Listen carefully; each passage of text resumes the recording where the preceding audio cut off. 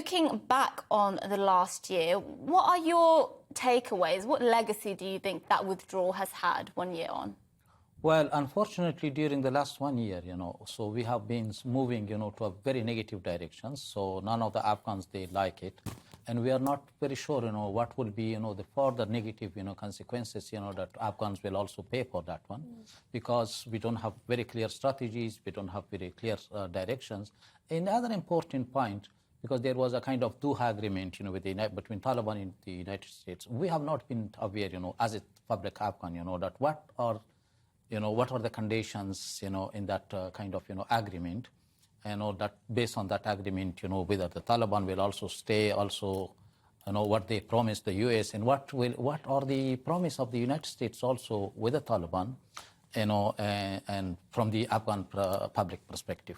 And what do you say to those who say that it was 2 decades that the Western forces were there, that for some people, that was enough time to put in place the basis for the Afghan people to then be able to take the cause of democracy for themselves. But obviously many people were so surprised to see how quickly Afghanistan fell. I mean, what do you think of that, about what was put in place? And do you not think that there was enough, or that more should have been done?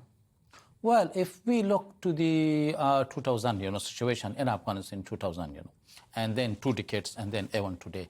Because before, these 2 decades, unfortunately, the situation in Afghanistan was very worse. And I remember the salary of one government employee was between $10 to $15, on a monthly basis. So more than 90% of the Afghans were also living under the poverty line.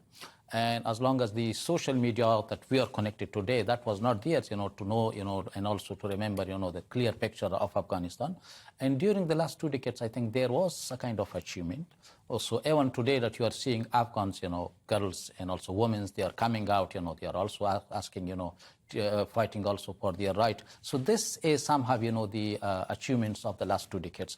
During the last 2 decades, we have, I think it's more than 1,000 educated people with master degrees, with PhDs, and they were also working with the Afghan government. But again, if we come also to the failure, I think it was a collective failure and also collective achievement as well, because most of the project that we are having funded by the foreigners, by the international community, it was short-term project, and it was not based on the prioritization of the Afghans. So most of them, it was like short-term plan, annual plan, and so nobody was also taking care of those sustainability to think about long-term impact. And probably that was one of the weaknesses that we, as an Afghan, we were also not able to properly protect also our national interest in light of those global kind of engagement that we also had with the world.